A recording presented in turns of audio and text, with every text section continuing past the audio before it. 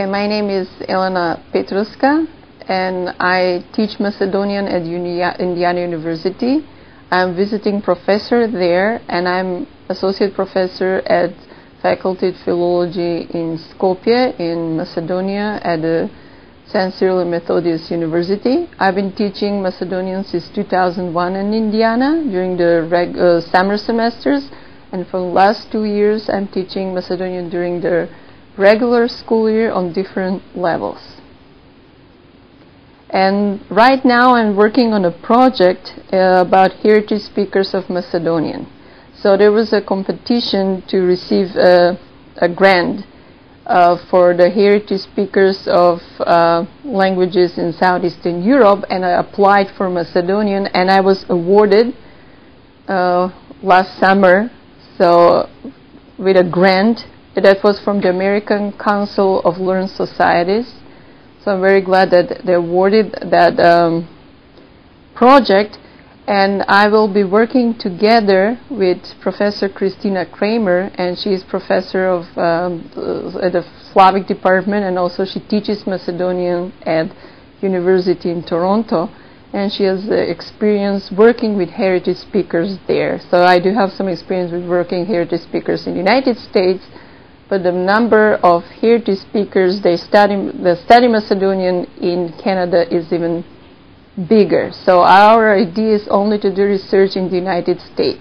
So this project is concerning only the heritage speakers of Macedonian in the United States, not in Canada. And the idea is to monitor the Macedonian communities to see where young people actually are concentrated, what's their educational level, and how they would be interested to continue and develop their ability not only to speak but also to be literate on higher level in Macedonian.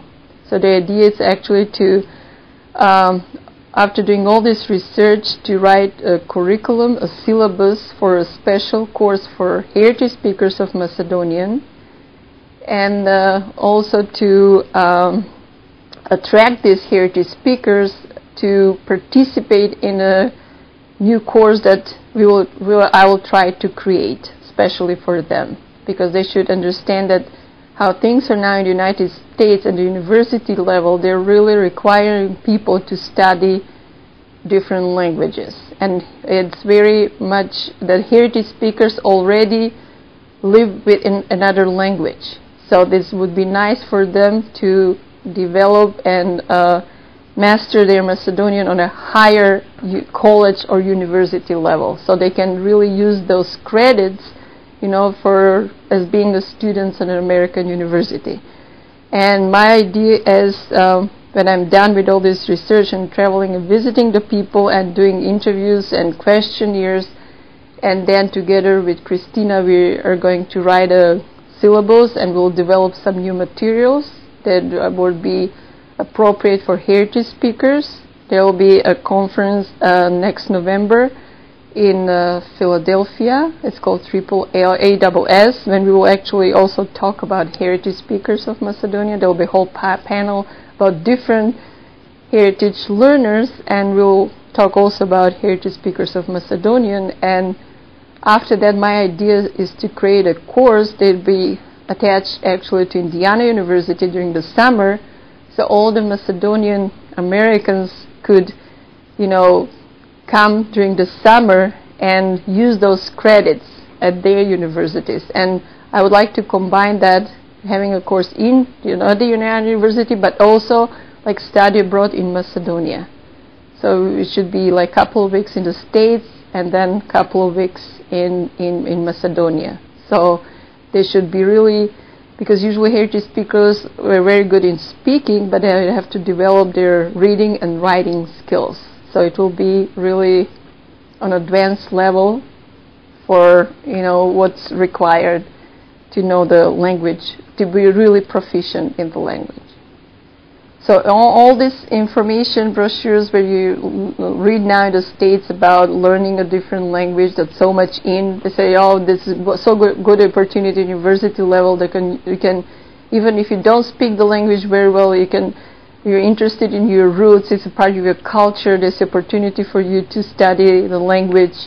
So they should realize that now there's a possibility for that. Maybe in the past it wasn't, but now there is a possibility because there's a good textbook about studying Macedonian. There are other things will developing, other materials, is the internet, so they should really use that advantage.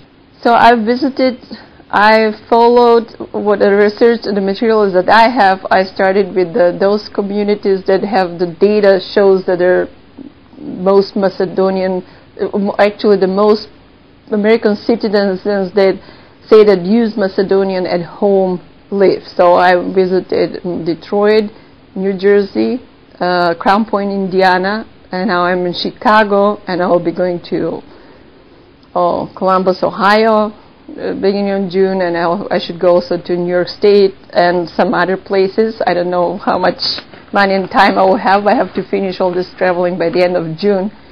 And as far as I have seen, I visited the communities. They're usually gathered around the churches, during the weekends when they have time to gather.